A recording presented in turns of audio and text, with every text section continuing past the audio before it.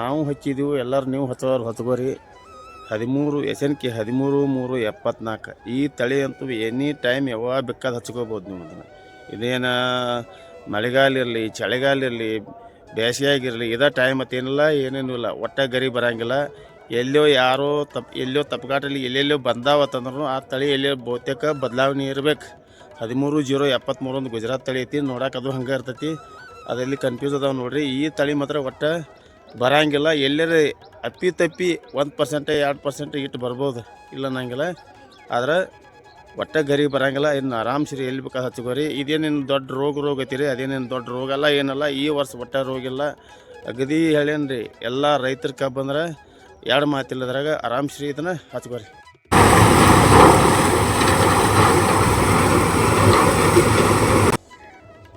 ಎಲ್ಲರಿಗೂ ನಮಸ್ಕಾರ. ಇವತ್ತು ಒಂದು ಕಬ್ಬಿನ ತಳಿ ಬದ್ದಲ್ಲ ಒಂದು ಮಾಹಿತಿ ಕೇಳಬೇಕಂತಂದು ಬಂದೀನಿ. 1 ವರ್ಷದಿಂದ 2 ವರ್ಷದಿಂದ ಅದು ಹೇಟ್ ಅನ್ಸೋದಂಥ ತಳಿ ಈ ವರ್ಷ ಸೈ ಅನ್ಸ್ಕೋತ ತಳಿ. ಆ ರೀತಿ ಈಗ ಅದೊಂದು ಬಿಟ್ಟರೆ ಈಗ ಎಲ್ಲಿ ಬೇರೆ ಯಾವ ತಳಿ ಒಳಗೂ ನಿಮ್ಗೊಂದು ಈ ಮೇವು ಅನ್ನುವಂಥದ್ದು ದನಗಳಿಗೆ ಎಲ್ಲಿ ಸಿಗಂಗಿಲ್ಲ. ಮತ್ತು ಹಿಂಗಾಗಿ ಅದ್ರೊಳಗೆ ಇಳುವರಿನೂ ಹೆಚ್ಚಾಗೈತಿ ಈ ಸರಿ. ಮತ್ತು ಇನ್ನೊಂದು ಏನೈತಿ ಅಂದರೆ ಅದಕ್ಕೆ ಈ ವರ್ಷ ಅಂತೂ ಒಟ್ಟ ರೋಗನೇ ಇಲ್ಲ.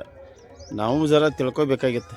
ಎಲ್ಲರೂ ಮಂದಿ ಜೋಡಿ ಕೂಡಿ ಎಲ್ಲರಿಗೊಮ್ಮೆ ಆ ವರ್ಷ ಹೇಟ್ ಮಾಡಿದಂಥ ತೆಗೆದಾತ. ಇದು ಯಾವ ತಳಿಪತ್ತಂದ್ರೆ SNK 13-3-74. ನಾವು ಮೊದಲು ತಿಳ್ಕೊಬೇಕಾಗಿತ್ತು ಅದರ ಬದಲು. ಕಬ್ಬು ದಪ್ಪ ಐತಿ ಅಂದ್ರೆ ಅದಕ್ಕೆ ಆಹಾರ ಹೆಚ್ಚಿಗೆ ಕೊಡಬೇಕು.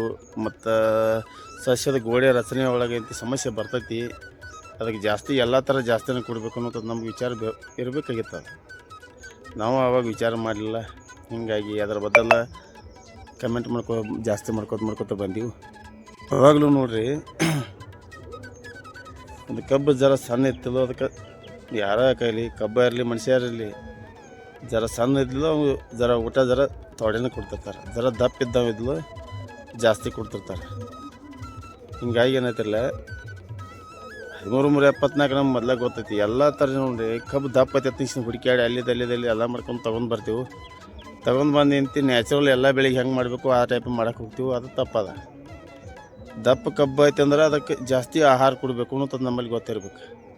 ಸಣ್ಣ ಎತ್ತಲು ಜರ ಕಡಿಮೆ ತಗೋತೈತಿ ಅನ್ನೋದು ಅದು ವಿಚಾರ ನಮ್ಗೆ ಗೊತ್ತಿರ್ಬೇಕು.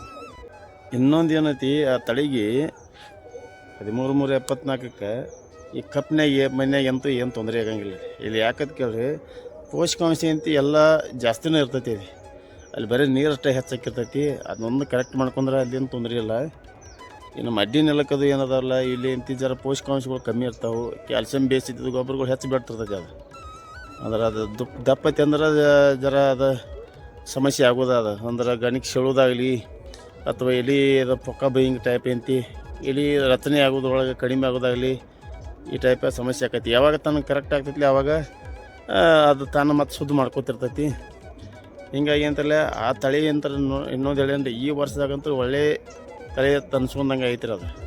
ಯಾಕಂತ ಕೇಳ್ರಿ, ಎಲ್ಲಿ ದನಗಳಿಗೆ ಮೇವು ಇಲ್ಲ, ಎಲ್ಲಿ ಆ ಟೈಮಲ್ಲ. ಈಗ ಒಟ್ಟಲ್ಲಿ ಅದನ್ನ ಬಿಟ್ಟರೆ ಯಾವ ತಳಿಗಳೊಳಗೂ ವಾಡಿನೋದೇ ಇಲ್ಲ. ಎಲ್ಲ ಕ್ಲಾಸ್ ಗರಿ ಹರಿದು ಬಿಟ್ಟವು.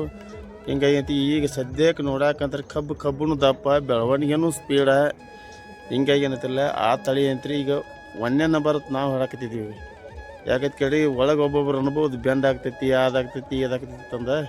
ಬೆಂಡ ನಮ್ಮಲ್ಲಿ ಮೊದಲು ಗೊತ್ತಿರ್ಬೇಕು. ಆಹಾರ ಜಾಸ್ತಿ ಕೊಡ್ಬೇಕು. ಅದಕ್ಕೆ ಏನು ಕೊಡ್ಬೇಕು, ಸಾವಯವ ಪದಾರ್ಥ ಜಾಸ್ತಿ ಹಾಕಿರ್ ತೆಳಗೆ ಅಗದಿ ಕಬ್ಬು ಅಂತೂ ಭಾರಿ ಇದನ್ನು ಬೆಂಡ್ ಆಗ್ತೈತಿ ಮತ್ತು ವಜನ್ ಹೆಚ್ಚು ಬರ್ತೈತಿ ಅದು. ಹಿಂಗಾಗಿ ಈಗ ನಮ್ಮಲ್ಲಿ ಒಂದು ಎಕರೆ ಸಣ್ಣ ಹೆಚ್ಚಿನ ಭಾರಿ ಅಂತೂ ಇದಾಯ್ತು ರೀ. ಅದು ಒಂದು 12 ತಿಂಗಳಿಗೆ 70 ಮೇಲಂತೂ ಕೊಟ್ಟೈತಿ ರೀ ಅದು. ಹಂಗಾಗಿ ಏನೈತಿಲ್ಲ ಬೆಸ್ಟ್ ತಳಿ ಅಂತ ನಾ ಹೇಳೋಕ್ಕೆ ಇಷ್ಟಪಡ್ತೀನಿ ಅದನ್ನು. ಮತ್ತು ಇನ್ನೊಂದು ಅದಕ್ಕೆ ಏನೈತಿ ಅಂದರೆ ಯಾವಾಗಲೂ ಕ್ಯಾಲ್ಸಿಯಂ ಬೇಸ್ ಇದ್ದಿದ್ದು ಗೊಬ್ಬರಗಳು ಜಾಸ್ತಿ ತೊಗೊಳ್ಳೋದು ನೋಡಿರಿ. ರಂಜಕ ಕೊಡೋದ್ನಾಗ ಏನೈತಿ ರೀ, ಸಿಂಗಲ್ ಸೂಪರ್ ಫಾಸ್ಫೇಟ್ ಆಗಲಿ, TSP ಆಗಲಿ ಈ ಟೈಪ್ ಇದ್ದಿದ್ದು ಗೊಬ್ಬರಗಳು ಕೊಡ್ತು ಬರೀ. ಮತ್ತು ಹಗಲೆಲ್ಲ ನೀವು ಈಗ ಕ್ಯಾಲ್ಸಿಯಂ ನೈಟ್ರೇಟ್ನ ಬೇಸ್ ಬರುವಂಥ ಗೊಬ್ಬರಗಳು ಅಂಥವು ಅದನ್ನು ಮಾಡಿರಿ. ಆನಂತರ ನೀವು ಏನೋ ಆರ್ಗ್ಯಾನಿಕ್ದಾಗ ಏನೋ ಮಾಡೋದ್ರೆ ಮಜ್ಜಿಗೆ ಅದು ಇರ್ತೈತಿಲ್ಲ ಆ ಟೈಪನ್ನ ಹೊಡ್ಕೋತೀರಿ. ಹಿಂಗಾಗಿ ಅದು ಅಗದಿ ಫ್ರೆಶ್ ಶೈನಿಂಗ್ ಬೆಳೆ ಅಂದ್ರೆ ಅದರಂಥ ಬೆಳೆನೇ ಯಾವಿಲ್ಲ. ಅಷ್ಟು ಶೈನಿಂಗ ಅಷ್ಟು ಹೆಲ್ದಿ ಇರ್ತೈತಿ ಬೆಳೆ, ಬೆಳವಣಿಗೆನೂ ವೇಗ ಇರ್ತೈತಿ. ಮತ್ತು ಒಳಗೊಬ್ಬರು ಏನು ಮಾಡ್ಬೋದು, ಮರಿ ಜರ ಕಮ್ಮಿ ಬರ್ತೈತಿ. ಹಂಗಿಂಗತ್ತೆ ಮಣ್ಣು ಕರೆಕ್ಟ್ ಇದ್ರೆ ಎಲ್ಲ ತಾನಾಗಿ ಬರ್ತಿರ್ತಾವೆ. ಇಲ್ಲ ಜರ ಮಣ್ಣು ನಿಮ್ಮ ಎಡ ಬಲ ಇದ್ದಲ್ಲೋ ಏನು ಮಾಡೋಕೆ ಹೋಗ್ಬೇಡ್ರಿ. 50-60 ದಿವಸ ಆಗಾನೆ ಐತಿ ಮದರ್ ಶೂಟ್ ಮರೀರಿ, ತಾನು ಆಟೋಮೆಟಿಕ್ ಟಿಲ್ಲರ್ಗೂ ಹೊಡಿತಾವೆ. ಕುಳಿ ಕಬ್ಬಿಗಂತೂ ಹೇಳಾಕ್ಬೇಡ್ರಿ, ಅಷ್ಟು ಹೊಡಿತೈತಿ. ಹಿಂಗಾಗಿ ಅದು ಒಟ್ಟು ವಿಶೇಷ ಕುಳಿ ಅಂತೂ ಭಾಳ ಹೆಲ್ದಿನೂ ಬರ್ತೈತಿ. ಏನು 3 ಕುಳಿ 4 ಕುಳಿ ತನಕ ಬರ್ತಿರ್ತೈತಿ. ಆದ್ರೆ ಅಷ್ಟೇನು ಕಾಯಕ್ಕೆ ಹೋಗ್ಬೇಡ್ರಿ ಯಾರು. ಅಷ್ಟೇ 2 ಕಾಯಿರಿ ಭಾಳ ಆದ್ರೆ ಬಟ್ ಫೈನಲ್ ಅಂದ್ರೆ 3, ಅದ್ರ ಮುಂದೆ ಒಟ್ಟು ಕಾಯಕ್ಕೆ ಹೋಗ್ಬೇಡ್ರಿ. ಹಿಂಗಾಗಿ ಏನೈತಿಲ್ಲ ಆ ತಳಿ ಅಂತೂ ಹೇಳೇನ್ರಿ, ಮಸ್ತ್ ತಳಿ ಐತಿ. ಈ ಸದ್ಯಕ್ಕೆ ಈ ಎಲ್ಲ ತಳಿ ನೋಡೋಕ್ಕಾಗಲಿ ಅಂದ್ರೆ ಅದ ಒಂದು ಭಾರಿ ಉಳ್ದತ್ತಿರೋದು ಈ ವರ್ಷದ ಪರಿಸ್ಥಿತಿ ಒಳಗೆ ನೋಡ್ಬೇಕಂದ್ರೆ. ಅದನ್ನು ನಾವು ಎಲ್ಲರೂ ಅದನ್ನು ಆ ತಳಿ ಉಳಿಸ್ಕೊಂಡು ಕಿಸಿಂದ ಇದು ಮಾಡಿರಿ. ಮತ್ತು ಅವ್ರೇನು ನೀವು ಇನ್ನೊಂದು ಹೇಳಿ ಬ್ಯಾನ್ ಮಾಡ್ಯಾರೋ ಅದು ನೀವು ಅನ್ಬೋದು. ಬ್ಯಾನ್ ಅಂತೀರಿ ಎಲ್ಲ ಕಡೆ ಮಾಡಿಲ್ಲ, ನೀವು ಸರಿಯಾಗಿ ಅದನ್ನು ಓದಿಲ್ಲ.